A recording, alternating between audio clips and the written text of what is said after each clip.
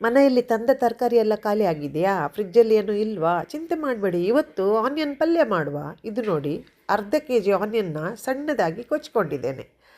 ಇದಕ್ಕೆ ಮಸಾಲೆಗೆ ಅರ್ಧ ತೆಂಗಿನಕಾಯಿ ತುರಿ, 1/4 ಚಮಚ ಮೆಂತ್ಯ, 1 ಚಮಚ ಕೊತ್ತಂಬರಿ, ಒಂದು 5ರಿಂದ 6 ಗಿಡ್ಡ ಮೆಣಸು, ಒಂದು 5ರಿಂದ 6 ಉದ್ದ ಮೆಣಸು, ಒಂದು ನಿಂಬೆಹಣ್ಣಿನ ಗಾತ್ರದಷ್ಟು ಹುಣಸೆ ಹಣ್ಣು.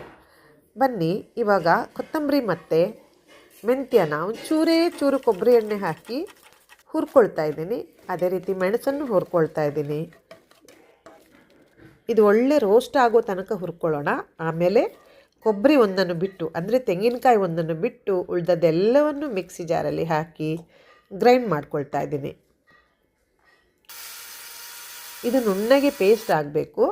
ನೋಡಿ, ಈ ಥರ ಪೇಸ್ಟ್ ಆದಮೇಲೆ ಇವಾಗ ಇದ್ರ ಮೇಲೆ ತೆಂಗಿನಕಾಯಿ ತುರಿನ ಹಾಕಿ ಸುಮ್ಮನೆ ಒಂದು ರೌಂಡ್ ತಿರುಗಿಸಿದರೆ ಆಯಿತು. ನೋಡಿ, ಈ ಥರ ಮಸಾಲೆದು ಕನ್ಸಿಸ್ಟೆನ್ಸಿ ಇರಬೇಕು. ಇವಾಗ ಒಂದು ತವಾದಲ್ಲಿ ಕೊಬ್ಬರಿ ಎಣ್ಣೆ ಹಾಕಿ ಅದರಲ್ಲಿ ಸಾಸಿವೆ ಸಿಡಿಸಿ, ಕರಿಬೇವಿನ ಎಲೆ ಸಿಡಿಸಿ, ಈರುಳ್ಳಿನ ಹಾಕಿ 1.5 ಚಮಚ ಉಪ್ಪು ಹಾಕಿ ಮಿಕ್ಸ್ ಮಾಡಿ ಇಡೋಣ. ಈರುಳ್ಳಿ ಬೇಯಲಿಕ್ಕೆ ಒಂದು 5 ನಿಮಿಷ ಬೇಕು. ಸೊ ಇದನ್ನು ಚೆನ್ನಾಗಿ ಮಿಕ್ಸ್ ಮಾಡಿ ಕವರ್ ಮಾಡಿಟ್ಕೊಳ್ಳೋಣ. ಸೊ ಮಧ್ಯದಲ್ಲಿ 1-2 ಸರ್ತಿ ಇದನ್ನು ಮಿಕ್ಸ್ ಮಾಡ್ಕೊಳ್ತಾ ಇರೋಣ. ಇದಕ್ಕೆ ನಾನು ನೀರು ಹಾಕಿಲ್ಲ, ಹಾಗಾಗಿ ಆದಷ್ಟು ಜಾಗ್ರತೆಯಲ್ಲಿ ಇದನ್ನು ತಳ ಹಿಡಿಯದ ಹಾಗೆ ಬೇಯಿಸಬೇಕು. ಓಕೆನಾ?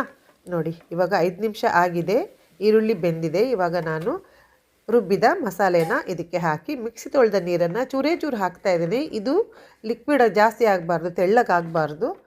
ಈ ಥರ ಮಿಕ್ಸ್ ಮಾಡಿ ಇದನ್ನು ಮೀಡಿಯಮ್ ಉರಿಯಲ್ಲಿ ಇನ್ನೊಂದು 5 ನಿಮಿಷ ಬಿಟ್ಬಿಡೋಣ. ಇವಾಗ ಈರುಳ್ಳಿ ಪಲ್ಯ ರೆಡಿಯಾಗಿದೆ. ಇದನ್ನು ನಾವು ಕೊಂಕಣಿಯಲ್ಲಿ ಈರುಳ್ಳಿ ಬುತ್ತಿ ಅಂದರೆ ಪಿಯಾವ ಬುತ್ತಿ ಅಂತ ಹೇಳ್ತೇವೆ.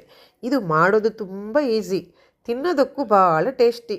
ತರಕಾರಿ ಎಲ್ಲ ಇಲ್ಲದಿದ್ದಾಗ ನಾನು ಮನೆಯಲ್ಲಿ ಇದನ್ನೇ ಪಲ್ಯ ಮಾಡ್ಕೊಳ್ಳೋದು, ಚಪಾತಿ ಜೊತೆ, ಅನ್ನ ಸಾರು ಜೊತೆ. ಇದು ಒಳ್ಳೆ ಕಾಂಬಿನೇಷನ್ನು. ನನ್ನ ರೆಸಿಪಿ ನಿಮಗೆ ಇಷ್ಟ ಆಗಿದೆ ಅಂತ ಅಂದ್ಕೊಳ್ತೀನಿ. ಇದೇ ರೀತಿ ನನ್ನ ಕಂಟೆಂಟ್ಗೆ ಸಪೋರ್ಟ್ ಮಾಡ್ತಾಯಿರಿ. Love you all.